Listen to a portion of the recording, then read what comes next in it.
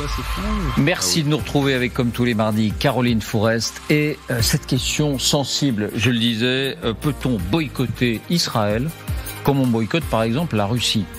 Quel boycott ? Comment ? Pourquoi ? C'est à cette question que vous souhaitez répondre, Caroline.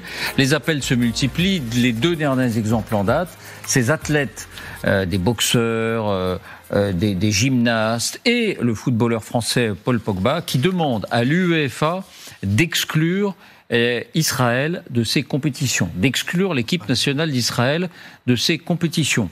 Et puis le deuxième exemple, on l'a vu et ça a fait beaucoup parler, lors du Tour d'Espagne, l'équipe israélienne Israël Première Tech qui participait à la compétition cycliste et qui a suscité d'énormes manifestations qui ont finalement, qui a suscité des manifestations qui ont finalement interrompu la course, notamment lors de la dernière étape où cette dernière étape a carrément été avortée avec l'approbation de Sanchez, du Premier ministre espagnol Sanchez. Est-ce que ces mouvements vous paraissent légitimes s'agissant d'un État, Caroline ? Est-ce que ce débat-là vous paraît légitime ou pas ? D'abord, c'est normal qu'il y ait débat, c'est normal avec l'émotion qui existe et la violence du conflit à Gaza, c'est normal qu'il y ait des manifestations, des formes de protestation. Et moi, je vais vous dire, j'ai écrit sur le boycott un mémoire à la fin de mes études parce que j'ai toujours considéré que ça pouvait justement être une forme de manifestation et de protestation très citoyenne, à condition de bien le distinguer d'une forme de boycott qui est celle de la tradition la pire, celle des années 30, c'est-à-dire d'être dans un boycott citoyen et pas dans un boycott raciste. Et cette façon de protester, elle a vraiment ses 2 racines historiques. Si on se replonge dans l'histoire, il faut bien le distinguer. Et vous allez voir que sur le dossier de boycotter soit l'État d'Israël, soit des athlètes, soit des artistes, soit des chanteurs israéliens, c'est pas la même réponse. Et qu'on est exactement sur la ligne de crête où des fois c'est un boycott antiraciste ou réellement pacifiste, ou en tout cas pour essayer de défendre des positions citoyennes, puis des fois c'est un boycott raciste. C'est très difficile à distinguer. Je comprends tout à fait sans y réfléchir plus que ça, sous le coup de l'émotion, surtout sous la pression des réseaux sociaux, on se dise, après tout, la Russie est exclue, pourquoi Israël ne le serait pas de certaines compétitions sportives ? Je ne suis pas sûre qu'intellectuellement, humainement, moralement, la comparaison se tienne jusqu'au bout.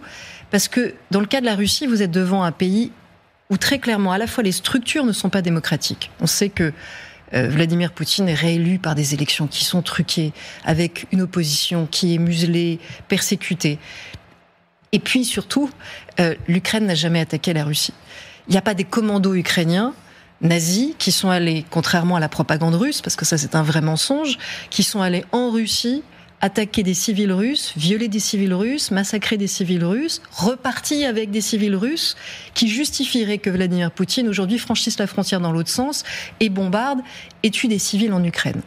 Donc faire cette comparaison, c'est quand même, et du point de vue de quelqu'un qui est très engagé sur la question de l'Ukraine, ça me choque parce que je trouve qu'on relativise la violence, la brutalité unilatérale, sans aucune justification de Vladimir Poutine et de la Russie. Et c'est peut-être parce que c'est un cas doublement clair des structures non démocratiques et une agression sans aucune excuse, et non pas une rétorsion, que la Russie est exclue d'autant de compétitions sportives. Le conflit entre Israël et le Hamas, que des gens ne veulent pas l'entendre, je l'entends, que l'émotion pour eux soit trop forte et qu'ils ne veuillent plus faire ce raisonnement, mais le métier des gens, notre métier c'est de commenter, on est obligé de continuer à raisonner. Et quand on raisonne, on est obligé de reconnaître que c'est beaucoup plus compliqué.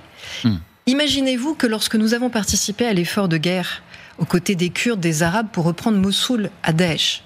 Moi, j'ai été dans les décombres des villes comme Sinjar, ou pour reprendre des villes comme Sinjar qui avaient été victimes d'une vraie tentative de génocide. Vous avez fait un film sur le sujet. Sur le peuple yézidi par Daesh. Mais on a tout bombardé. les Kurdes, les Arabes et nous, en soutien, nous avons tout bombardé dans cette région. Moi, je suis arrivée dans cette ville, il y avait encore des corps de djihadistes qu'on balayait, mais il n'y avait pas que des corps de djihadistes sous ces bombes. Il y a évidemment des civils, il y a évidemment eu aussi des femmes et des enfants qui sont tombés dans ces bombes. Si des sportifs étaient venus dire il faut que la France, toutes les armées qui ont participé à cette bataille, à cette guerre horrible, qui était très violente, soient exclues des compétitions sportives, qu'est-ce qu'on en aurait pensé ? Et j'entends qu'on me dise, c'est plus grave, c'est plus clair dans le cas d'Israël, très bien.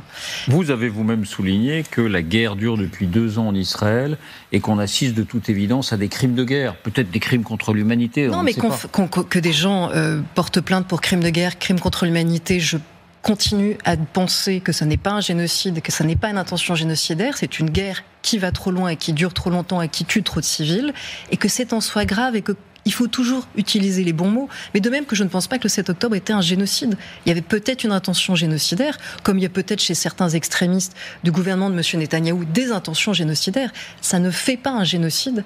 Il faut garder ces mots pour des cas juridiquement démontrés. Et il y a des cours et il y a des juristes pour se pencher là-dessus. Maintenant, comme citoyen, quand on veut protester, il y a plein de moyens. On peut tout à fait perturber on peut manifester à côté, par exemple, de cette course cycliste, sans prendre aux athlètes, sans faire tomber des barrières, sans empêcher les gens de participer à une course et de la regarder. Parce que là, on se tourne non plus vers les symboles, mais on se tourne vers les personnes.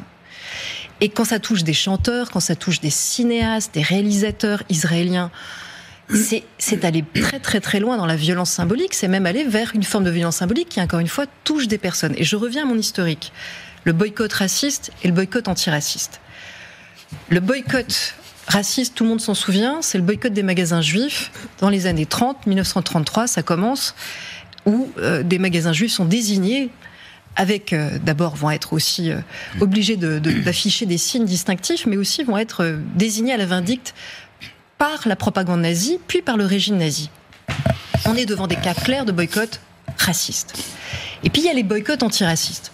C'est le modèle positif, c'est complètement autre chose. 1955, on est en Alabama, Rosa Parks refuse de monter dans un bus pour protester contre la ségrégation, parce que, et avant elle, Claudette Colvin, qui avait montré l'exemple, parce que des femmes et puis des hommes noirs sont fatigués, ne supportent plus de donner de l'argent à une compagnie de bus qui les parque dans des sièges réservés où ils doivent se lever si les blancs veulent s'asseoir.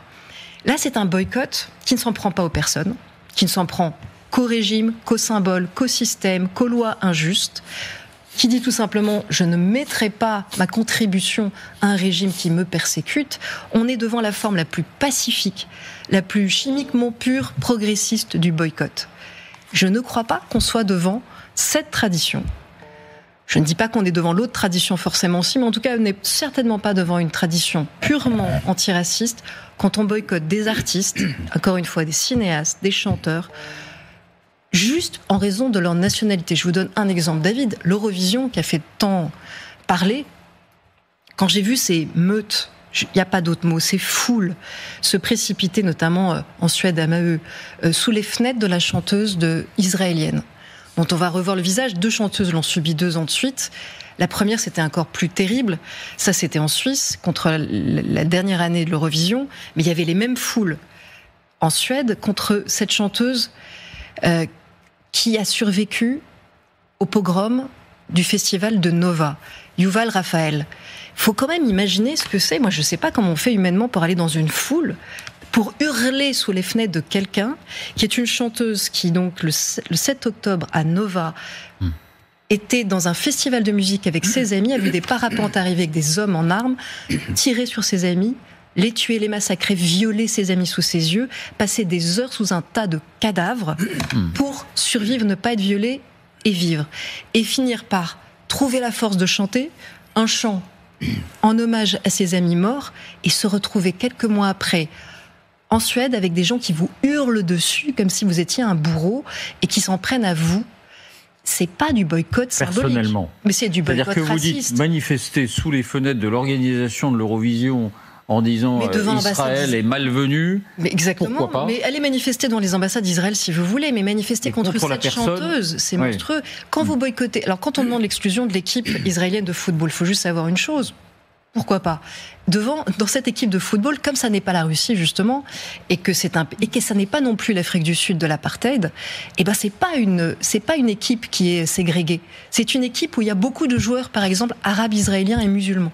Donc vous allez boycotter des joueurs arabes musulmans d'une démocratie dont vous avez le droit de contester la guerre, la politique, les ministres d'extrême droite, le Premier ministre Benjamin Netanyahou. Mais qu'est-ce que vous en savez que ces athlètes-là, arabes, israéliens et musulmans, ils n'en passent pas la même chose que vous. Et c'est eux que vous allez pénaliser. C'est peut-être le maillot qu'on boycotte d'une certaine manière. Mais ça se pose peut-être dans des compétitions comme les Jeux Olympiques, par exemple. La question du maillot, est-ce que vous mettez l'hymne ? Est-ce que vous hissez le drapeau ? J'entends ces questions-là. Là, c'est de l'ordre du débat tout à fait légitime. Mais prenons les cinéastes israéliens qui se font boycotter dans des salons de la culture ou des historiens israéliens. Quand on sait que le cinéma israélien est quand même très largement un cinéma en plus plutôt de gauche, qui fait partie de cette gauche israélienne. On va avoir les images qui manifestent par milliers, par dizaines de milliers, place des otages contre la politique de Benjamin Netanyahou. Je veux dire, aller boycotter des cinéastes de gauche qui militent et qui manifestent contre Netanyahou, ça n'a quand même aucun sens. Et là, ça rejoint Là aussi, vous voulez dire que ce sont des individus, des personnes. On s'en prend à des personnes sans se tenir compte de leurs idées, juste en raison de leur origine et de leur nationalité, ça s'appelle du racisme. Et d'ailleurs, Hollywood, sur le cinéma, il y a eu au moins quelques personnalités qui ont eu le courage de dire que ça n'avait aucun sens. Mais ce que je vous dis là, David, je ne le dis pas que sur la question du conflit Hamas-Israël, je le dis aussi pour le coup sur l'Ukraine et la Russie. Moi, j'avais pris une position qui a été difficile à expliquer à certains de mes amis ukrainiens, mais je crois que beaucoup l'ont compris. Quand il y a eu ce débat pour savoir s'il fallait boycotter les artistes, les intellectuels, les auteurs russes, ma position sur la Russie est extrêmement claire. Je suis extrêmement opposée à la guerre d'invasion de la Russie et j'ai pourtant défendu qu'il ne fallait pas boycotter les auteurs, les intellectuels et les athlètes russes en tant que tels. Le maillot russe, l'hymne russe, oui. Mais si des cinéastes russes n'ont jamais soutenu la propagande de Poutine, voire sont les premiers à en être les victimes, il n'y a aucune raison de les boycotter. Eux, ça fait même le jeu, en réalité, de la propagande de Poutine. Donc c'est cette distinction importante, le boycott des symboles, pas des personnes. Alors là, on ne parle pas de boycott, mais de la phrase, en l'occurrence de Jean-Louis Bourlange, qu'on connaît bien ici, qu'on apprécie, mais qui a eu une phrase sur France Inter qui concernait cette fois non pas l'État d'Israël, mais les Français juifs. Et voilà ce qu'il a déclaré, on va peut-être l'écouter. Je leur dis très sincèrement qu'ils doivent absolument, non pas préconiser 2 États, c'est pas ça, mais expliquer, prendre leur distance par rapport à la politique de Netanyahou. Je trouve que ce serait bien d'entendre des voix qui, effectivement, du côté de la communauté juive, montrent bien que une vraie défense du sionisme, ça ne passe pas par l'écrasement de l'autorité palestinienne. Jean-Louis Bourlange, donc qui demande là, qui s'adresse aux Français juifs en leur disant il faut que vous vous désolidarisiez de Netanyahou. J'entends bien que Jean-Louis Bourlange est là en train de faire le service d'après-vente du plan d'Emmanuel Macron sur la reconnaissance de la Palestine, mais il va vraiment loin dans son appel. Et on aurait été très choqués d'entendre quelqu'un sur un plateau dire aux musulmans de France « désolidarisez-vous du Hamas ». Qu'est-ce que ça veut dire, ce genre d'appel ? Pourquoi les Juifs de France doivent se désolidariser de la politique de Benjamin Netanyahou ?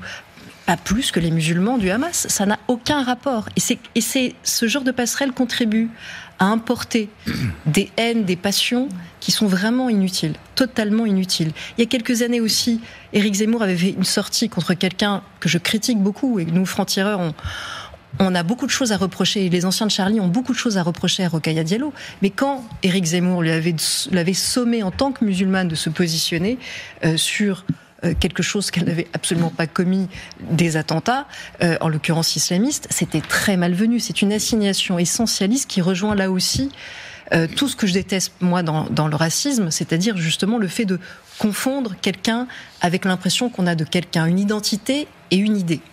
Et vous vouliez terminer par un mot sur ce plan de paix, l'évolution du conflit, l'évolution de ce plan de paix, et vous aviez une idée bien précise en tête.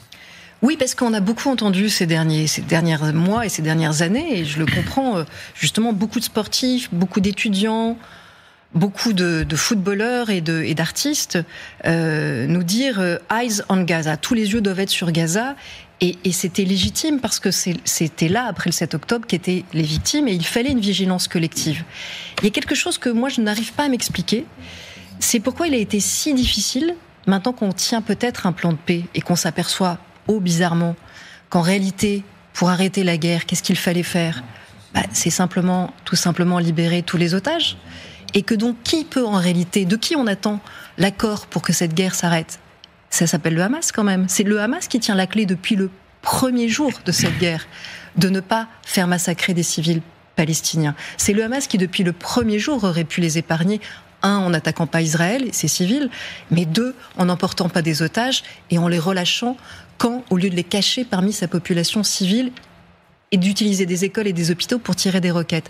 Donc vous espérez qu'au slogan qui a duré des mois, qui était utilisé « Eyes on Gaza », réponde aujourd'hui le slogan « Eyes on Hamas ». Eyes on Hamas. Pourquoi est-ce que tous ceux qui veulent vraiment, sincèrement, là je parle de gens sincères, je ne sais pas s'il y en a beaucoup, honnêtement, je vais vous dire mon doute profond, pas des gens qui répondent sur les réseaux sociaux pour avoir l'air d'être des gens bien, pas des gens qui cèdent à la manipulation, à l'émotion, sans rien comprendre au sujet dont ils sont en train de parler et à sa complexité. Si des gens sont sincèrement révoltés par la mort des civils gazaouis, ils doivent maintenant mettre la pression sur le Hamas. Ils auraient dû le faire plus tôt. Mais maintenant, il est temps d'ouvrir les yeux et de dire au Hamas: on arrête d'être vos pions, on arrête de vous servir de relais de propagande, on arrête de relayer vos éléments de langage sur les campus américains et ici, en faisant croire que c'est uniquement Israël qui est responsable et que vous n'y êtes pour rien. On ouvre les yeux et on vous met la pression et on vous dit « dites oui ». Dites oui tout simplement pour une seule raison, David, c'est que c'est la seule chose qui peut sauver les civils gazaouis. Donc tous les yeux sur le Hamas. Demandez au Hamas maintenant d'arrêter cette guerre. Il est temps.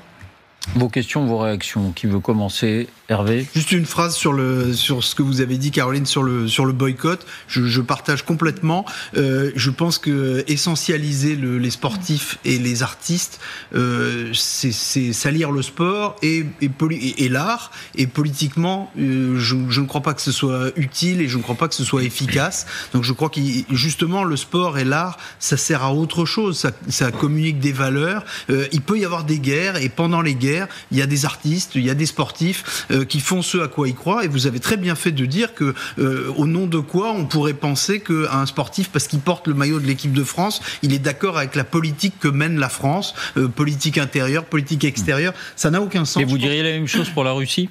Oui, je dirais la même chose pour la Russie. Je pense que interdire systématiquement les sportifs russes de toutes les compétitions, c'est délicat. Je pense qu'il y en a, d'ailleurs quelques-uns ont dit qu'ils n'étaient pas tout à fait d'accord avec le régime de Poutine. En général, c'est ceux qui ne vivent plus en Russie ou qui n'ont pas beaucoup de famille là-bas. C'est compliqué, évidemment, les frontières sont difficiles à tracer. D'une façon générale, je trouve que plus on épargne le sport et les artistes, et mieux on se porte collectivement, parce que justement, le sport et l'art, ça sert à défendre et à promouvoir des valeurs collectives qui ne sont pas celles de la guerre ni celles du racisme et de l'intolérance. Pascal, Béatrice ? Faut s'interroger sur l'efficacité du boycott. D'abord, premier constat, et c'est constant, le boycott ne punit jamais les vrais coupables. Il a même un autre effet, c'est qu'il resserre en général l'opinion, il y a des choses comme ça, autour des vrais coupables. On a pu dire qu'en Afrique du Sud, quand même, ça avait eu un effet. L'Afrique du Sud, c'est la seule exception, pratiquement, qu'on trouve. Et puis, ultime réflexion sur ce que je viens d'entendre de Caroline, il serait temps que les Arabes se mouillent dans cette histoire. Ils sont pour ce plan. Les pays arabes sont pour ce plan. Ils ont considéré, Caroline, pendant très longtemps, que les manifestations de rue et les proclamations suffisaient. Voire un peu d'argent. On parlait des pays arabes. Les pays arabes. Je me rappelle de manifestations à Alger pour les Palestiniens. J'ai jamais vu un Algérien défendre la cause des Palestiniens fusil en main au-delà de l'avenue d'Idouche Mourad à Alger. Les pays du Golfe ont considéré pendant très longtemps qu'il suffisait de payer pour s'acquitter. C'est terminé. Il faut qu'ils apportent leur caution politique aujourd'hui, et il faut que ces pays-là soient la main dans le moteur, si vous voulez, pour accompagner le mouvement qui est engagé auprès des États-Unis. Là, ils sont impliqués dans ce plan de paix, pour le coup. Béatrice ? Non, je pense qu'effectivement, je suis tout à fait d'accord avec ce qui vient d'être dit, mais au lieu de viser des personnes par un boycott, on peut imaginer aussi des sanctions contre un État. On l'a fait sur la Russie, alors on pourrait dire il y a beaucoup de choses à raconter sur l'efficacité des sanctions, mais c'est un outil qui vise là un État, et donc la politique d'un État. et non pas des idées de personnalité. Et toujours, un mot de conclusion, Caroline. Et toujours sur la distinction, parce qu'encore une fois, moi je délégitime pas le boycott citoyen envers effectivement des produits, des choses très précises. Quand on boycottait les produits sud-africains, on boycottait un régime entier qui avait une politique entière d'apartheid. Si demain des gens ne veulent pas consommer des produits qui viennent des territoires occupés en Cisjordanie, mais je le comprendrais tout à fait. Ça, c'est un boycott citoyen qui a du sens. Mais boycotter des personnes en raison d'une appartenance à une démocratie pour la politique d'un gouvernement dont ils ne partagent pas forcément toutes les idées, c'est effectivement, comme on le disait, comme si on avait boycotté Barbara Pravi ou Slimane lors de l'Eurovision pour des choses que faisait Emmanuel Macron. Ça n'a aucun sens. Et dans le rétrécissement du monde dans lequel on est, où encore une fois les gens n'arrivent plus à penser en fonction des idées, n'arrivent plus à juger les idées des uns et des autres et ne jugent que sur les identités des uns et des autres, c'est en plus une contribution raciste à l'évolution du monde. Donc c'est l'inverse de ce que proclament certains de ceux qui le tiennent. Et je pense que dans un moment où on bascule peut-être, on espère, vers un peu de paix, justement, grâce au fait que les énergies se rassemblent pour pointer du doigt une sortie à cette guerre interminable, c'est bien de mettre la pression au bon endroit. Parce que quand on l'a mis au mauvais endroit pendant longtemps, ça a porté un peu préjudice, mais là c'est vraiment le moment d'arrêter de se tromper. Merci Caroline, et à mardi prochain. Merci Béatrice et Hervé d'avoir animé 24 heures avec moi.